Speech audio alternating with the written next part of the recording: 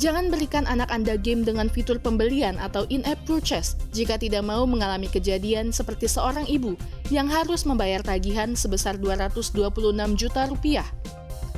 Seorang anak 6 tahun bernama George Johnson diam-diam menghabiskan lebih dari 16.000 dolar atau sekitar 226 juta rupiah di Apple App Store. Ia berbelanja secara besar-besaran demi video game favoritnya, yaitu Sonic Forces. Sang ibu, Jessica Johnson, yang merupakan seorang broker real estate di Wilton, Connecticut, Amerika Serikat, bekerja dari rumah selama pandemi. Namun, ia tidak menyadari bahwa putra bungsunya itu membeli banyak barang dari game tersebut. Diberitakan New York Post, selama bulan Juli, George membeli booster tambahan yang memungkinkannya mengakses karakter baru dan lebih cepat. Mulai dari cincin merah seharga Rp28.000 hingga cincin emas seharga Rp1,4 juta. Waduh! Kemudian pada 9 Juli, Jessica mendapatkan 25 tagihan dengan total lebih dari $2.500 atau sekitar Rp35 juta. Ketika Jessica mengetahui Apple dan PayPal menarik sejumlah besar uang dari akun Chase-nya, dia berasumsi bahwa itu adalah kesalahan atau penipuan dan langsung menelpon pihak bank. Tagihan itu digabungkan jadi satu berkas dan membuat saya berpikir itu tidak mungkin berasal dari sebuah game, kata Jessica seperti dikutip dari New York Post.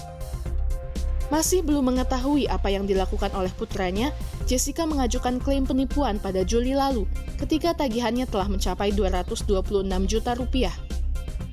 Namun pada Oktober lalu, ia diberitahu oleh pihak Chase bahwa tagihan itu benar miliknya dan ia harus menghubungi Apple. Jessica kemudian menyadari bahwa itu adalah kerjaan George saat ia menghubungi Apple dan mengetahui daftar tagihannya, serta melihat ikon Sonic. Pihak Apple mengatakan kepada saya bahwa mereka tidak dapat melakukan apa-apa karena saya tidak menelpon dalam waktu 60 hari sejak ditagih.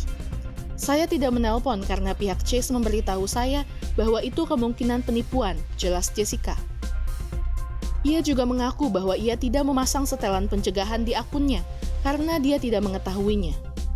Kalau saja ia tahu ada pengaturan untuk itu, ia pasti tidak akan membiarkan putranya yang berusia 6 tahun menghabiskan uang sebanyak itu hanya untuk sebuah video game.